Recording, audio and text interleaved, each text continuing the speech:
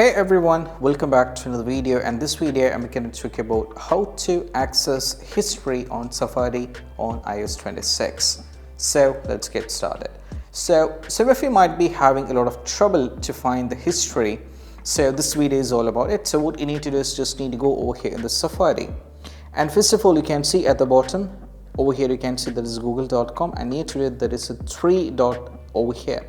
So if you want to navigate to the history, or if you get access to the history, this is what you have to do. First of all, just go over here, tap on the three dot menu, and over here you have to tap on the bookmarks, and over here in the bookmarks you can see this is the history. This might be into this or this one by default, so you have changed to this one, and these are some of the what you have to say. This is some of my history, and from here you can get all these kind of things. And if you want to delete it, you can delete it like this. You can completely delete it, and you can just go over here, delete it like this. So this is how you can access the access to the history on your iOS 26 on Safari. And I hope this quick video is helpful. That's it. Bye bye.